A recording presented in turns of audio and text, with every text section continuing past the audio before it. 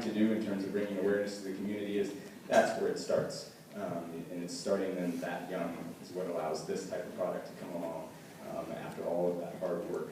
And so we are so blessed to have been able to make this collaboration happen and to have these wonderful individuals from the coast that have worked very hard to learn these pieces with their individual private teachers as they've been working with them to do it. And private lessons is a fantastic thing, but private lessons can't touch everybody. Private lessons can't be afforded by everybody.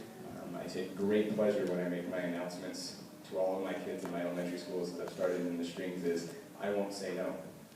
I have dozens and dozens of instruments over the years that have been donated. There's never a child that I have to say, you can't play because you can't afford.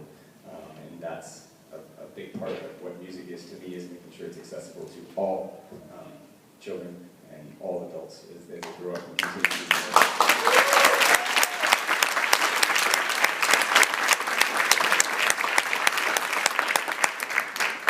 And so I love this collaboration for these folks because they're so wonderfully spoiled, and that's okay. They get to be spoiled with what they have. But to come today and see second and third graders for whom when the bassoon held up the bassoon, it was the first time they'd ever seen it. In their world, they can't even imagine that. The bands have been coming to their schools since they were in kindergarten. I've been coming to their schools and other orchestra teachers since they were young and playing it. They see the instruments happening in their school. They see them walking home from class. They ask their friends. So they know all these instruments. And so for them to go, you don't know, and the bassoon got one of the biggest cheers when he held it up, as he did last year. So it just looks really good. So many people have never seen it. The majority of the audience raised their hand when I said, who's never been to an orchestra concert? For whom is this their first orchestra concert? The majority of them raised their hands to be able to do that. And so that's just something they get the experience of just walking through the halls of the classroom. And it's really a long-term hope and desire of mine that that's something you can say about your community someday as well for all the kids as we move on. So enough talk about that. Let's get to one last bit of music, and we are going to be finishing with the Sleeping Beauty Waltz by Tchaikovsky.